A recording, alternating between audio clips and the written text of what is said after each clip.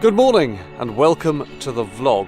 It has almost come to the point where I have to say goodbye to Alan, Wendy and the dogs, and then I shall continue up the Trent and Mersey on my own. But that point is a couple of miles and a couple of locks further down, so we shall start off this morning together. And what a frustrating start. After I got severely stuck on the mud when we moored the day before, now Alan got wedged and had the devil of a job pushing the boat off. But we were both eventually clear and in good spirits with reasonable skies. So much of this stuff at the moment, very pretty. Snoozing in the sun, that's the life. Into Aston Locke. It's deep and there's quite the waterfall ready to soak our bows at the end.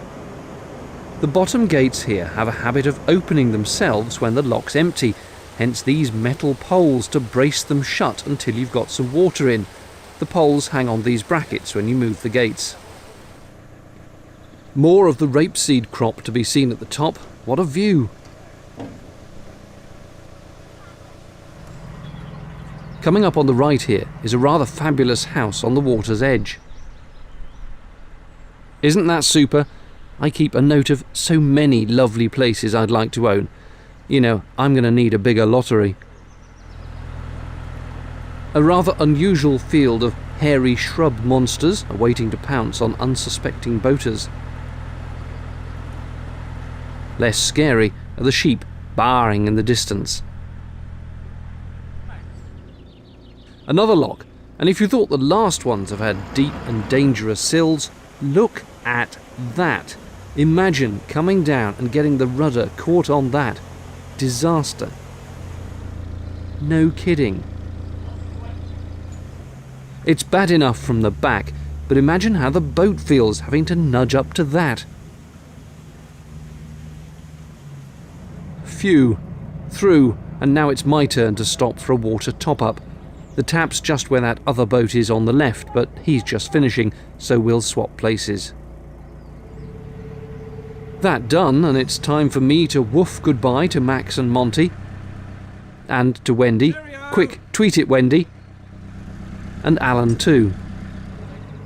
The astute viewer will spot that Wendy and the dogs are still on the towpath, going the same direction as I am, even though they're supposedly heading back. That's because Alan has to bring the boat to the next winding hole to change direction. I won't be going all the way to Preston Brook, but not far off.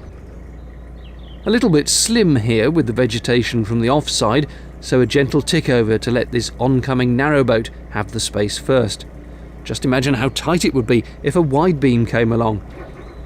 Oh, okay, that tight then. Luckily, I've just got space to tuck in, and the chap steering that boat knows what he's doing. That's the parish church of St Mary the Virgin, apparently, although I don't know which parish.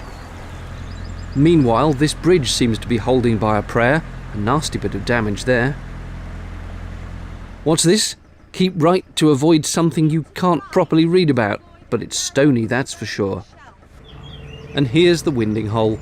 Alan, who's behind me, will turn here and go back while I press on. I didn't press on for long though. Just round the corner, the prop started to feel a bit odd, and no surprise when I took a peek, a massive plastic coal bag wrapped round it. It came off reasonably easily though, so I carried on, but decided to pull in anyway for a spot of lunch, only to find it so shallow I got badly stuck. Getting off and moving again to somewhere, anywhere where I could pull up, put me in a poor temper. Right, I'm a bit exasperated to be honest, after dealing with lots of shallow water as I tried to pull in, and that massive plastic bag round my prop. But I have finally managed to tie up somewhere. It's not perfect, but it'll do. I'm going to stop here, have some lunch, and probably stop here overnight. If it proves to be reasonable, I'll stay here for a day or so, editing vlogs. Having moored at a spot that needed proper mooring pins and was still shallow, I then discovered that 500 yards further on, through one admittedly deep lock, was a proper CRT visitor mooring. So the very next day I shifted the boat there with a huge sigh of relief. It's an interesting spot, because at the top of that lock is where the Derby Canal, which closed in 1964, used to spur off to the Earwash, or possibly Airwash. There's now a substantial campaign to get it reopened.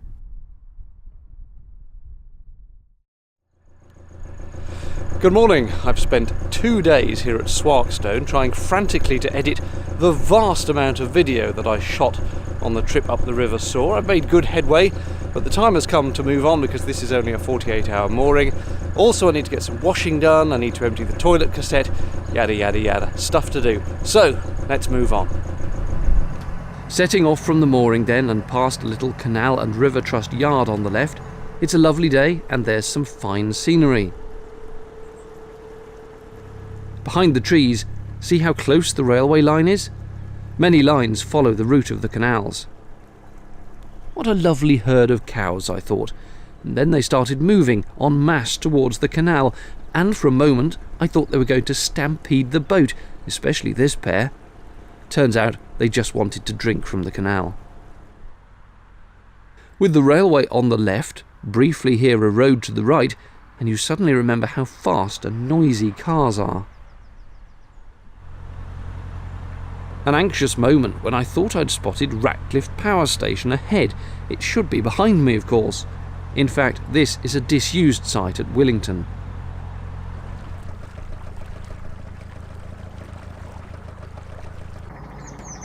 In the middle of absolutely nowhere is this waterside pub with its own moorings, which even offer electricity stanchions if you want to pay for a top-up overnight.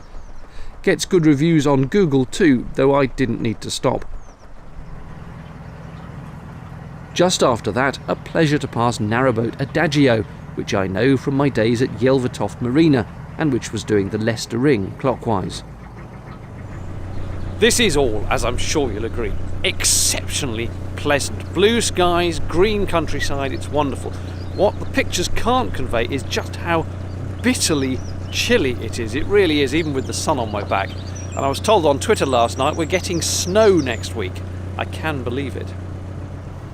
From the experience of the previous deep lock, I was expecting this one also to be a bit of a pig. But wait, what's that? Life jackets almost certainly mean lock keepers. So with the gates open and the lock clear, I headed in. It was indeed another giant hole of a lock. These guys had it all under control though, and with my blessing, we even opened the gate paddles, cautiously, a bit early. Here's the fast version.